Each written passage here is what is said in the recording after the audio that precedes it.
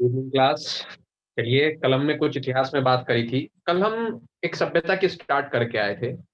आपने सुना होगा हड़प्पा सभ्यता के बारे में। तो जैसा कि कल हमने आपको बताया कि हड़प्पा सभ्यता की खोज किसने करी, आपने इसके अलावा हड़प्पा सभ्यता के बारे में जब कुछ पढ़ा होगा तो आपने एक नाम भी सुना होगा हड़प्पा का सभ्यता के साथ, सिंधु घाटी की सभ्यता। क्या ये दोनों सभ्यताएं सेम है, बराबर है, इक्वल है, या एक ही सभ्यता के दो नाम? ये बहुत बार हमें कंफ्यूज करता है। कहीं जगहों पर लिखा होता है हड़प्पा सभ्यता और कहीं जगहों पर लिखा होता है सिंधु घाटी सिविलाइजेशन, इंडस वैली सिविलाइजेशन। क्या ये दोनों सभ्यताएं एक हैं या नहीं, ये हमें अभी तक नहीं मालूम था। चलो आज इस पर थोड़ा सा डिस्कस करते हैं, थोड़ा देखते हैं कि इंडस वैली सिविलाइजेशन और हड़प्पा सिविलाइजेशन एक हैं या नहीं।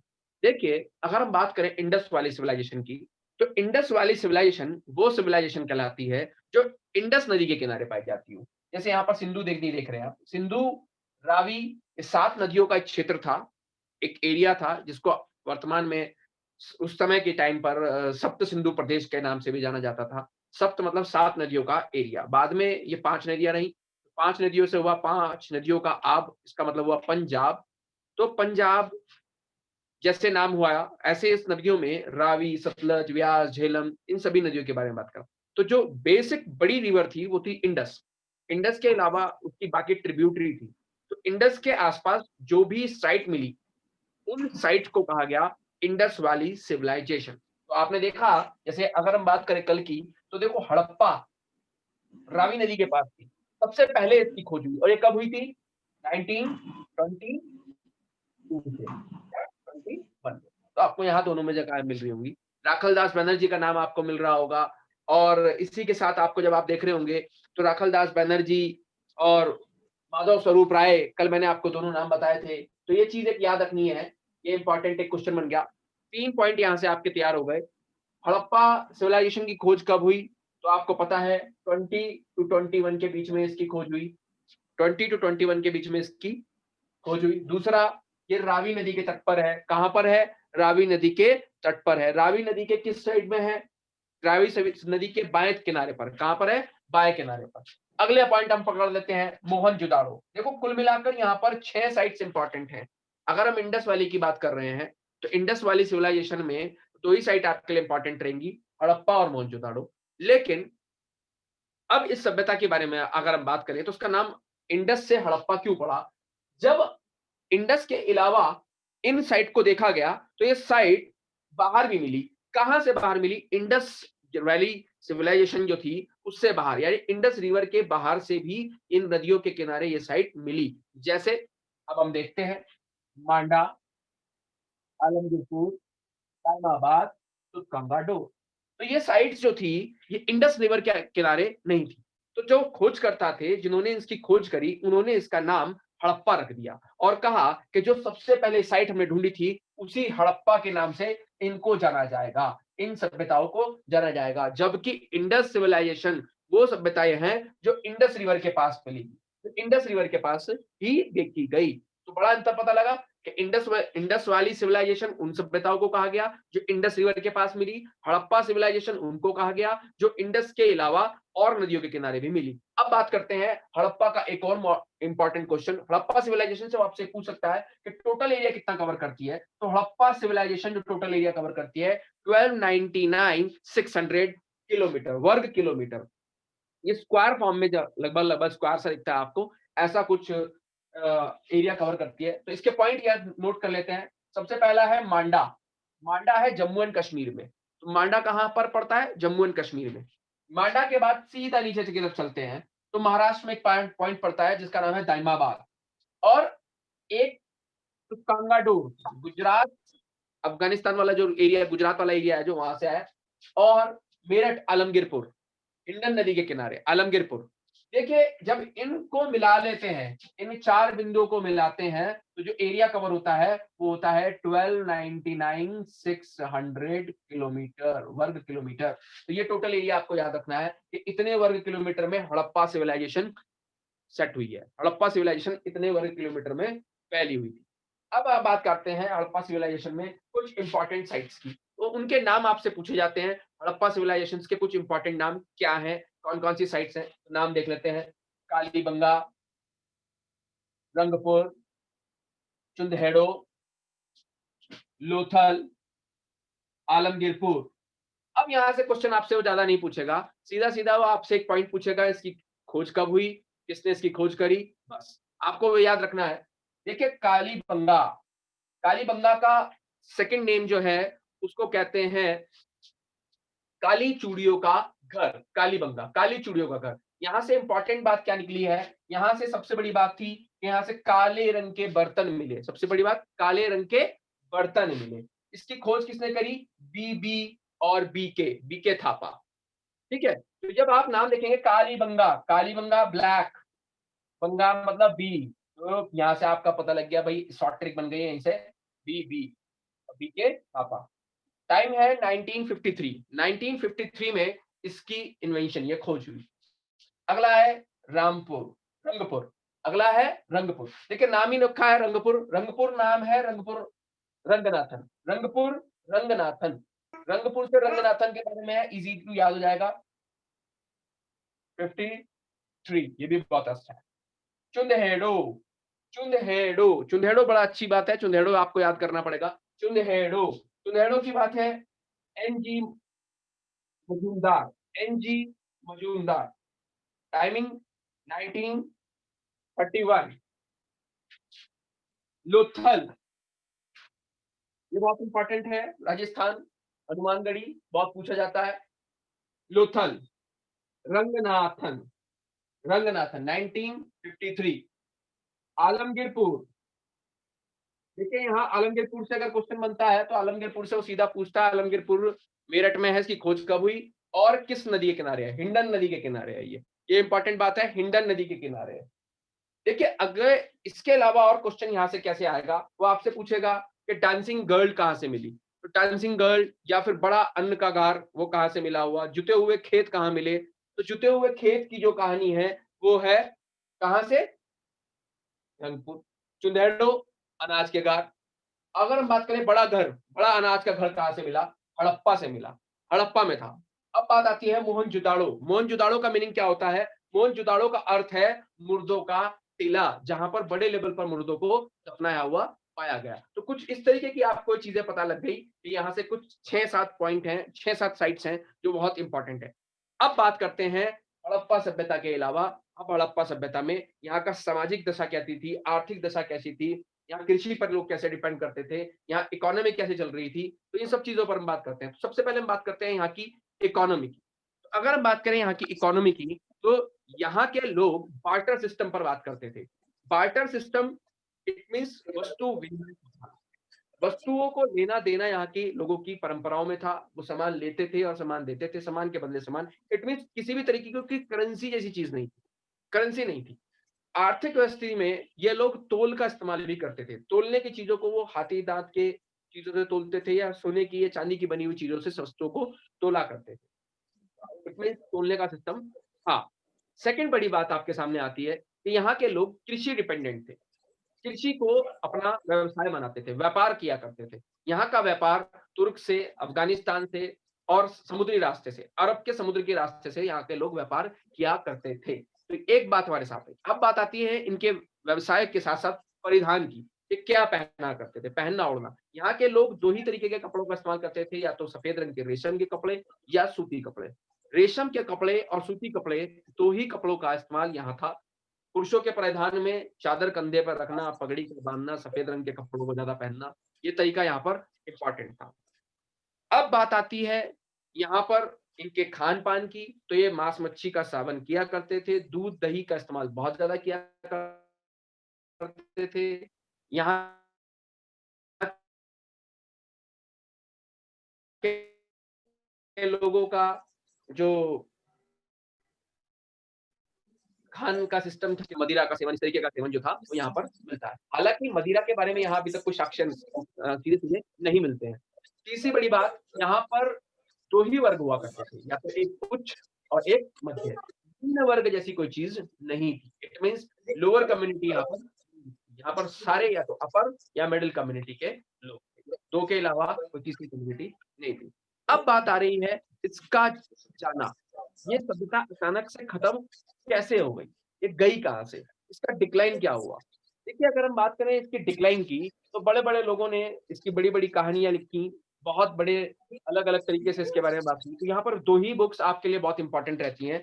2 बुक्स आपको कई बार यहाँ पे पूछ ली जाती हैं कि कौन-सी 2 बुक्स हैं या कहाँ से आपको उनकी कहानी के बारे में पता लगता है। तो जो इसकी किताबें हैं या जिस किताब से हमें पता लगेगा, तो सबसे पहले जो हमारे सामने किताब आती है, वो व्हीलर की किताब है, archaeology of ancient history of India. तो व्हीलर की जो कहानी है या व्हीलर ने जो लिखी थी 1946 में, व्हीलर ने एक किताब लिखी, आर-ई-एम व्हीलर। इस पर्सनैलिटी ने एक किताब लिखी, इस किताब का नाम था एंशिएंट हिस्ट्री ऑफ इंडिया। तो एंशिएंट हिस्ट्री ऑफ इंडिया, ये किताब से हमें पता लगा कि भारत में इस सभ्यता का अंत कैसे हुआ। इस सभ्यता के अंत का कारण आर्यनों को बताया गया। यहाँ के लोग पूजा पाठ में किया करते थे और जो पूजा पाठ किया करते थे वो थी लोकल देवी देवताओं की। लोकल देवी देवताओं में पशुपति या प्रकृति की देवी। जब हम इनके कुछ सिंबल्स को देखते हैं तो यहाँ पर हमें 2 चीज़ें पता लगी। एक तो इनकी भाषा सिंबॉलिक थी जो अभी तक पढ़ी नहीं गई है। Right to left, left to right चलती है लेकिन पढ़ी नहीं गई है। दूसरी बड़ी बात, इनमें पशुपतिनाथ या पशुपति इनके प्रमुख देवताओं में एक थे, जिनके आस-पास सभी जानवरों को देखा गया, लेकिन वहाँ पर घोड़ा नहीं। तो एक रिस तो घोड़ा नहीं था, दूसरा यहाँ के लोग सभी धातुओं को भी जानते थे। वो लोहे को छोड़कर सभी धातुओं का उनको ज्ञान था, कॉपर, एल्यूमीनियम। तो इस तरीके की सभी वा जब चीज़ें वो जानते थे, तो जो 2 चीज़ नहीं जानते थे वो थे क्या? घोड़ा और आयरन। तो अब हम बात करते हैं आर्यनों के आने पर। तो आर्यन का मतलब होता है सर्वश्रेष्ठ। आयरन और आर्यन का मतलब होता है सर्वश्रेष्ठ। ये कहा जाता है कि जब भारत में या इंडस वैली या हड़प्पा सभ्यता का अंत आया, तो आर्यन यहाँ आए और आर्यनों ने इन पर अटैक किया और अटैक करने के बाद इस सभ्यता को धीरे-धीरे समाप्त कर दिया। लेकिन ये सभ्यता समाप्त हुई तो हुई कैसे? इसका 2 कारण बताए गए कि यहाँ के लोग किसी भी तरीके से घोड़े को नहीं जानते थे। घोड़ा बहुत तेज़ रफ़्तार से आता है और बहुत तेज़ रफ़्तार से यहाँ से चला गया। दूसरी बड़ी बात, यहाँ के लोग लोहे को भी नहीं जानते थे। तो आयरन जैसी मटीरियल भी यहाँ उन लोगों के लिए बहुत इम्पोर्टेंट था। आयरन का नाम जो पड़ा है वो इसीलिए पड़ा है सर्वश्रेष्ठ धातु। सर्वश्रेष्ठ का मतलब बहुत मजबूत धातु थी। यहाँ के लोगों को जब घोड़ा और आयरन दिखाई दिया तो बहुत जल्दी से कई लोगों को तो ऐसा लगा कि नदियों में आके डूब गए, कई लोगों को लगा कि बाढ़ आई होगी, लेकिन नहीं। आरएमसी व्हीलर ने ये अपनी बुक में लिखा, उसके साथ पंडित जवाहरलाल नेहरू की एक किताब है भारत एक खोज। ये भी आपको याद रखना है, ये भी एग्जाम में कई बार पूछी जाती है। भारत एक खोज, ये भी पूछने वाली किताब है, पंडित जवाहरलाल नेहरू। इन्होंने भी इस किताब में बताया कि भारत में मध्य एशिया से लोग आए। तो कहाँ से आए? मिडल एशिया से कुछ भारत में लोग आए, उनका नाम था आर्यन। उनका नाम क्या था? आर्यन। तो ये आर्यन जो थे, ये आर्यन ही भारत में आकर अटैक करके इस इंडस वैली सिविलाइजेशन का या इस हड़प्पा सभ्यता का अंत करके चले गए। जब ये लोग आए और इन लोगों ने हड़प्पा सभ्यता का अंत किया, एंड किया, इसके बदले में यहाँ पर एक नई सिविलाइजेशन शुरू हो गई, जिसका नाम था वैदिक सभ्यता। इसका नाम क्या रखा गया? वैदिक सभ्यता। मैंने कल आपको एक फ्रेम बताया, एक तरीका बताया था, तो वैदिक सभ्यता के बारे में हम आज बात करेंगे, स्टार्टिंग करेंगे वैदिक सभ्यता की। सबसे पहले मैंने आपको टाइम बताया था, वैदिक टाइम टाइम पीरियड क्या था? 1500 से 600। तो हमारे पास एक टाइम था, हमने इसको 2 पार्ट में डिवाइड कर दिया था, 1500 से 1000 बीसी। इसको मैंने आपको बताया था, इस टाइम पीरियड को कहते हैं ऋग वैदिक काल। और अगला टाइम पीरियड मैंने आपको बताया था 1000 से 600 बीसी। ये मैंने आपको बताया था क्या? पूर्व उत्तर वैदिक काल। तो जब हम 2 वैदिक काल के बारे में बात कर रहे हैं, तो अब हम यहीं से शुरुआत करेंगे। ऋग वैदिक काल। यहाँ पर एक पर्सनैलिटी का नाम आपको मिलेगा और यहाँ से हमें पता लगेगा, मैक्स मूलर एक पर्सनैलिटी आई। मैक्स मूलर ने इस कहानी को बहुत हद तक सिद्ध किया और बताया कि भारत में आने वाले जो पर्सनैलिटी थी वो मध्य एशिया से ही थी। मध्य एशिया से क्यों थी? क्योंकि उसने बताया कि मिडल एशिया, अच्छा ये मिडल एशिया पड़ता कहाँ है भाई?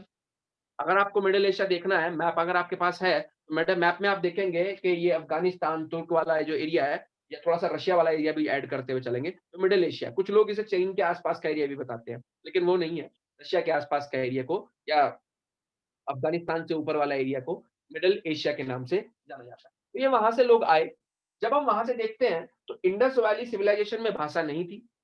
यहाँ के आते-आते यहाँ पर भाषा का खोज हुई, इसका नाम संस्कृत हुआ। संस्कृत में घोड़े को अश्व कहा जाता है और यही लगभग ऐसा ही एक वर्ड, ऐसा ही एक शब्द घोड़े का अफ़गानिस्तान या उस जगह पर भी देखा गया, अरब में भी देखा गया। तो वहाँ से एक लिंक मिला। दूसरा, यहाँ के लोग लोहे को नहीं जानते थे, दूसरी बड़ी बात और यहाँ पर लोहे को मिला, लोहे का टाइम पीरियड भी लगभग-लगभग यही पता लगा। तो यहाँ से ये पता लगा कि मिडल एशिया से आने वाले लोग ही कारण बने किसके इंडस वैली के समाप्त होने के। तो यहाँ से मैक्स मुलर की कहानी फिट होती हुई दिखाई देती है। तो मैक्स मुलर नाम याद रखेंगे भाई। मैक्स मुलर के साथ-साथ अब जो ये कहानी हम देख रहे हैं, यहाँ पर एक पर्सनैलिटी आपको मिलेगी पुरंदर, नाम सुना होगा पुरंदर। पुरंदर नाम है इंद्र भगवान का। अब हम बात कर रहे हैं ऋग्वेद की। अब हम बात कर रहे हैं ऋग्वेद की। अब आपको पता है टोटल कितने वेद हमारे सामने हैं? हमारे सामने 4 वेद होते हैं। चारों वेदों के नाम आपको पता होंगे, ऋग्वेद, यजुर्वेद, सामवेद और अथर्ववेद। तो सबसे बड़ा जो वेद है, वो है ऋग्वेद। ऋग्वेद का टाइम पीरियड है 1500 से 1000 बीसी के बीच में। इस सभ्यता को नगरीय सभ्यता नहीं कहते। ये सभ्यता या सिविलाइजेशन ग्राम सभ्यता कहलाती है, गाँव की सभ्यता कहलाती है। यहाँ पर वो जो सेटलमेंट था, जिस तरीके की वो चीज़ें बनाई गई थी, उन सब चीज़ों को तोड़ दिया गया, डिसेंट्रलाइज़ किया गया और डिसेंट्रलाइज़ करने के बाद उन्हें छोटे-छोटे गाँव में बाँट दिया गया और यहीं से इस सिविलाइजेशन की स्टार्टिंग हुई, आर्यनों के राज की शुरुआत हुई। तो आर्यनों ने अपना राज शुरू करा ऋग्वैदिक काल से। ऋग्वैदिक काल की शुरुआत का टाइम पीरियड मैंने आपको बताया 1500 से 1000 बीसी के बीच में। ऋग्वैदिक काल, ऋग्वेद सबसे बड़ा वेद। ये जो वेद थे, ये प्रकृति के लिए थे।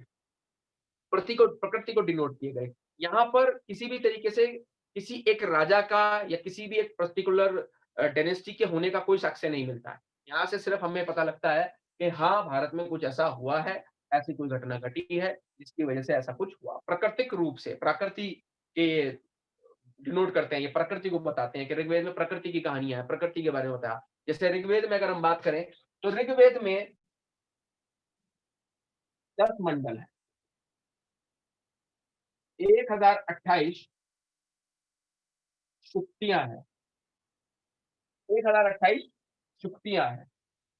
शुक्तियाँ मंडल क्या होता है? मंडल क्या है? एक चैप्टर है, चैप्टर के बाहर का एक एक जैसे इंडेक्स होता है, तो उसमें उसमें 10 चैप्टर हैं, उन चैप्टरों में 1028 क्या हैं? श्लोक हैं। ये श्लोक ही इम्पोर्टेंट हैं, इन श्लोकों से बात बनती है कि किस श्लोक में क्या है, किस श्लोक में क्या है। जैसे आपसे पूछा भगवान सोम के बारे में, भगवान इंद्र के बारे में, भगवान अग्नि के बारे में या फिर वो कहेगा कि गायत्री मंत्र का उच्चारण या गायत्री मंत्र किससे डिनोटेड है। तो यहाँ सब ये सब चीज़ें इसी में लिखी हुई हैं। तो 10 मंडल हैं, 1028 शुक्तियाँ हैं। इसमें से पहला और 10वां मंडल नए हैं। पहला और 10वां मंडल नए हैं। पहले और 10वें मंडल नए क्यों हैं? इसके बारे में हम बाद में बात करेंगे। इसके बाद हम बात करते हैं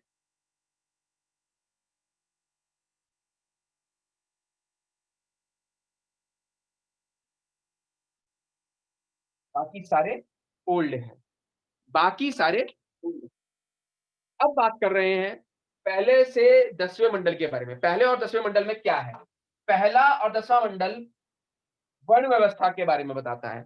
मनु ऋषियों के एक पुत्र, देवताओं में से एक मानव, दत्तक मानव पुत्र मनु ने किताब लिखी जिसका नाम था मनुस्मृति और मनुस्मृति का इंट्रोडक्शन दिया गया फर्स्ट मंडल में और उसके डिफाइन किया गया 10वें मंडल में। तो इसीलिए दोनों मंडल क्या हैं? नए हैं, बाकी सारे मंडल पुराने हैं। भगवान सोम का ज़िक्र कहाँ है? 7वें मंडल में बताया गया। सोम क्या है? सोम देवता हैं और जैसे गायत्री मंत्र के बारे में बताया गया। गायत्री मंत्र क्या है? सूर्य की आराधना है।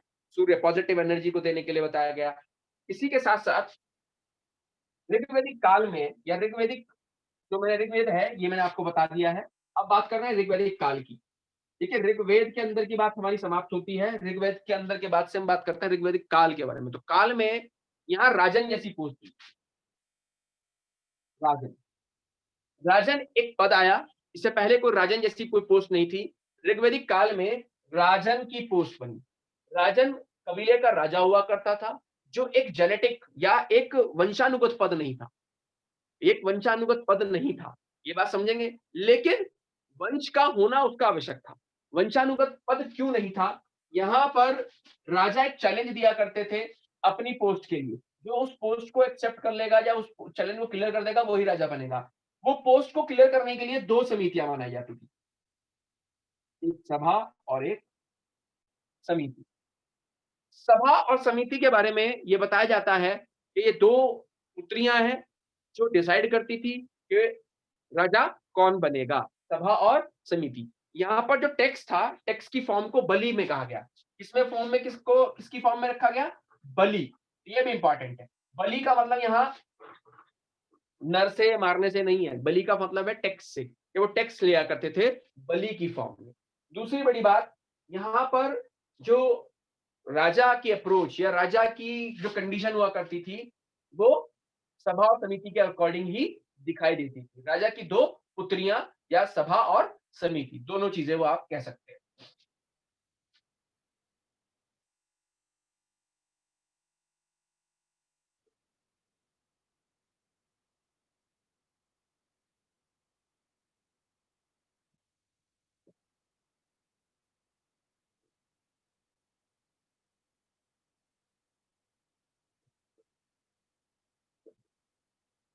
अब बात आती है कि यहाँ सभ्यता में जो कंडीशन रखी गई या जो चीज़ें बनाई गई, वो ऋग्वेद के अनुसार क्या थी?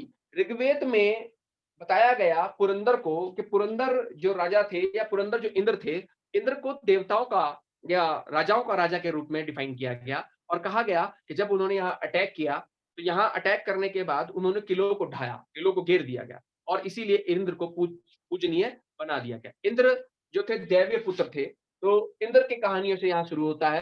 तो यहाँ पर जो देवी देवताओं का जिक्र होता है, उसमें से इंद्र 250 बार मिलते हैं। 250 बार ऋग्वेद में किसी भगवान का सबसे ज़्यादा जिक्र है, तो 250 बार। लगभग 200 बार अग्नि देवता का जिक्र है।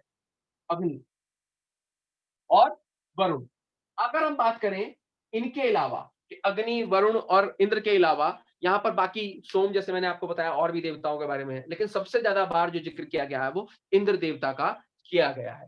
इंद्र देवता के साथ यहाँ पर जैसे अब वर्ण व्यवस्था की बात की गई या सिस्टम की बात की, तो अब वर्ण व्यवस्था को समझते हैं। वर्ण व्यवस्था 4 वर्णों में विभक्त। वर्ण व्यवस्था 4 वर्णों में विभक्त थी। पहला वर्ण, दूसरा वर्ण, तीसरा और चौथा। पहले वर्ण को कहा गया स्वर्ण, दूसरा था क्षत्रिय, तीसरा था वैश्य और चौथा था शूद्र।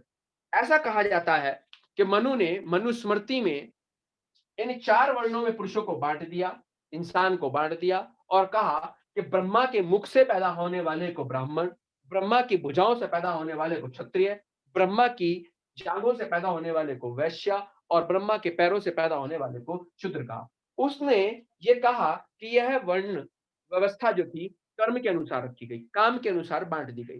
धीरे-धीरे उसने इनको 4 वर्णों के साथ-साथ 4 जीवन के काल में भी बांट दिया गया। उसने 4 जीवन काल दिए कि आदमी को इन 4 जीवन कालों में ही अपना जीवन व्यतीत करना चाहिए।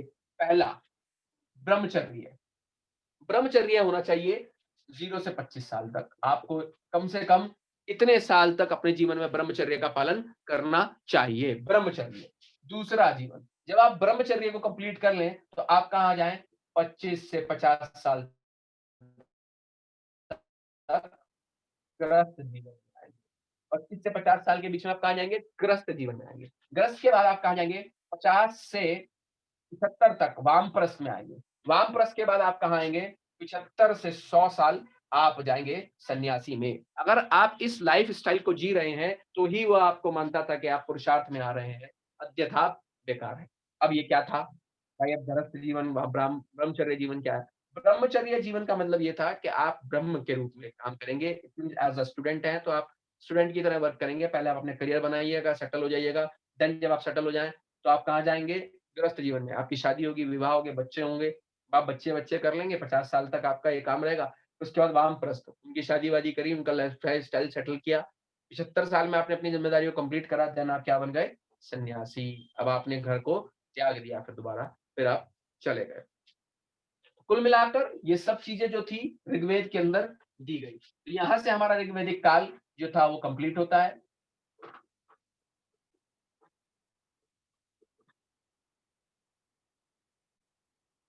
अब आता है उत्तर वैदिक काल। तो मैंने आपको जैसे बताया उत्तर वैदिक काल का टाइम पीरियड जो है इसको इंग्लिश में कहते हैं पूर्व। देखिए, जनरली तो वेद तीन ही थे। अकॉर्डिंग टू टाइम वेद केवल तीन ही रखे गए, लेकिन बाद में अथर्व वेद को वेदों में जोड़ दिया गया। क्यों?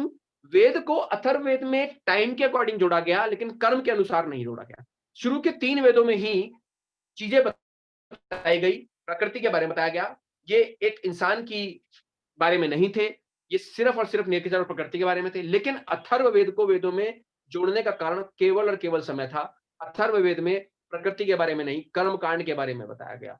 जादू, टोना, टोटका, ये सब अथर्व वेद में था। अब बात करते हैं पोस्ट वैदिक एज की। इसमें कहते हैं इसे हिंदी में उत्तर वैदिक काल। वेद के बाद का काल उत्तर वैदिक काल। इस उत्तर वैदिक काल में क्या था? उस उत्तर वैदिक काल में तीन वेदों की रचना हुई। ये तीन वेद जो थे यजुर्वेद, सामवेद और अथर्ववेद थे। अब बात करते हैं इन तीन वेदों के बारे में। इसकी पहली हम दशा पढ़ते हैं कि यजुर्वेद क्या है, सामवेद क्या है और अथर्ववेद क्या है। फिर उसके बाद इसकी दशाओं के बारे में इस पर हम जो प्रकाश डालेंगे, आपसे डिस्कस करेंगे, वो यहाँ का आर्थिक जीवन और सामाजिक जीवन किसके मुकाबले? वैदिक ऋग्वैदिक काल के मुकाबले, उत्तर वैदिक काल में। तो पहले हम बात करते हैं तीन वेदों के बारे में। तो तीन वेदों में सबसे पहला वेद हमारे सामने आता है अथर्ववेद। के बाद जो सबसे पहला हमारे सामने वेद आता है यजुर्वेद। देखिए यजुर्वेद क्या है? यजुर्वेद एक ऐसा वेद है जो गद और पद दोनों का समावेशन है। इसे कृष्ण और शुक्ल पक्ष में पढ़ा जाता है। इसमें गद भी है और पद भी है। इसके बाद अब आता है दूसरा श्यामवेद। श्यामवेद को म्यूजिक का, राग का, मल्हार का, गीत का, संगीत का, इंस्ट्रूमेंट्स का ओरिजिन कहा जाता है। ये यहीं से सारे के सारे म्यूजिक इंस्ट्रूमेंट, राग, मल्हार, गीत, संगीत सब यहीं से निकल के आया है। तो इसी का नाम है, मैं लिख देता हूँ।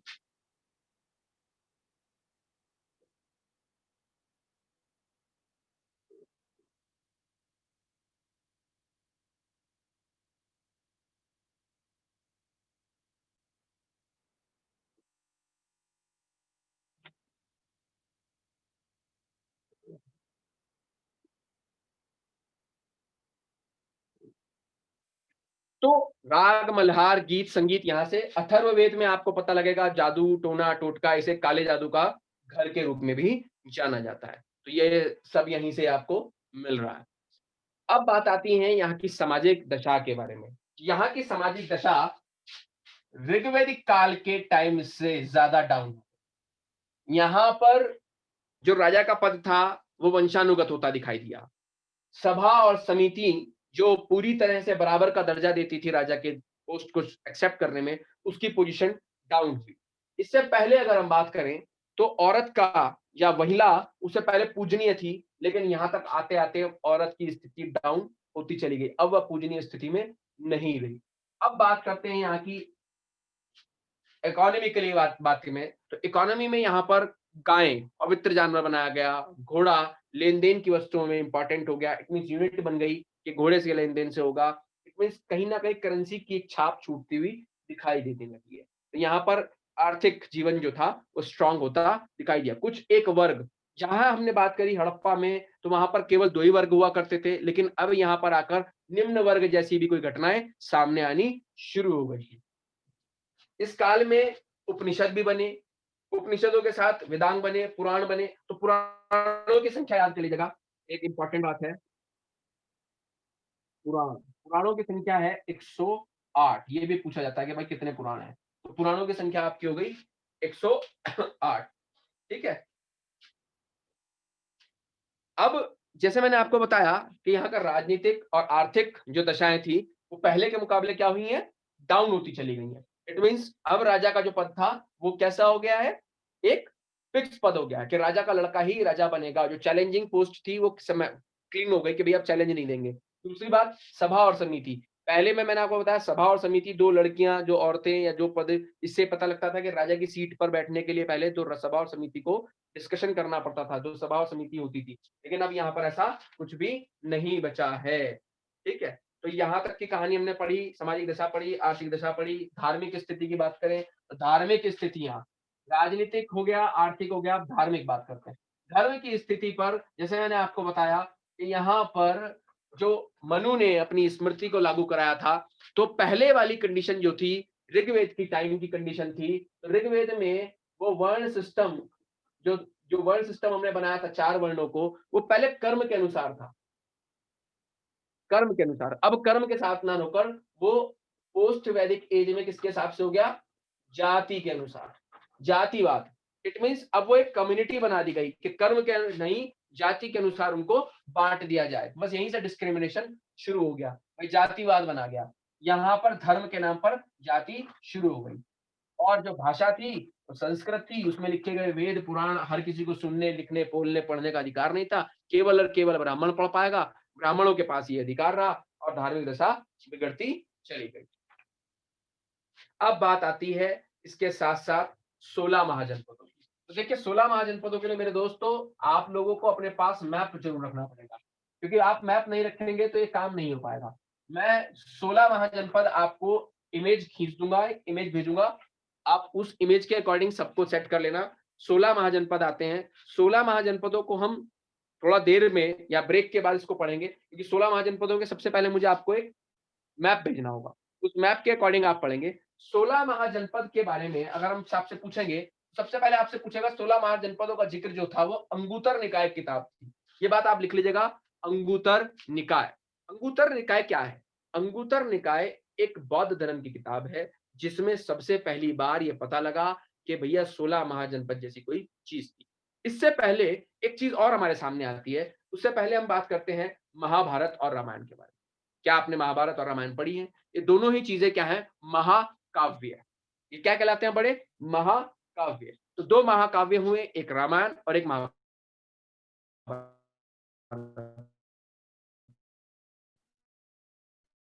हालाँकि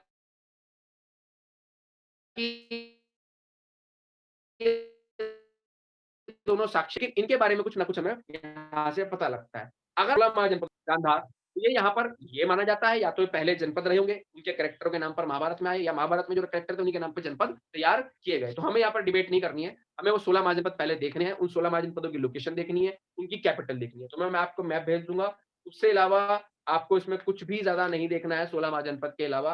अब हम 16 महाजनपद के अलावा जब पढ़ते हैं, तो सीधा जैन धर्म के बारे में बात करते हैं। जैन धर्म के बारे में बात करते हैं। तो आज अगला टॉपिक जो हमारा रहेगा, वो रहेगा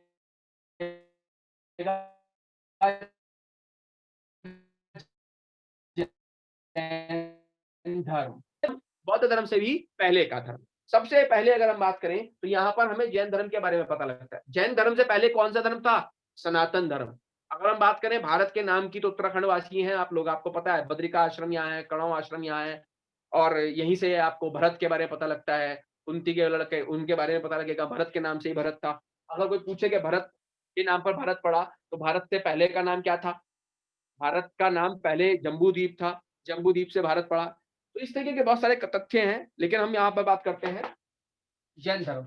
देखिए, आज हम जैन धर्म की शुरुआत नहीं करेंगे, लेकिन आज एक बड़ी बात करेंगे कि जैन धर्म का नाम जैन ही क्यों पड़ा? ये जैन धर्म का नाम जैन कब पड़ा? तो बड़ी बात है। तो ये आप अपने उसमें ढूँढेंगे, आप मुझे मैसेज करेंगे, व्हाट्सएप पे आपके पास नंबर है, आप वहाँ डालिए, मैसेज करिए कि जैन धर्म का नाम जैन क्यों पड़ा है? और अगली क्लास में हम जैन धर्म के बारे में डिस्कस करेंगे और पता करेंगे कि जैन धर्म का नाम जैन क्यों पड़ा? किस पर्सनैलिटी ने इसका नाम जैन रखा और जैन का मतलब होता क्या है? इसकी स्टार्टिंग क्या है? क्यों उसका नाम जैन है? ठीक है? Thank you class. आज के लिए इतना ही।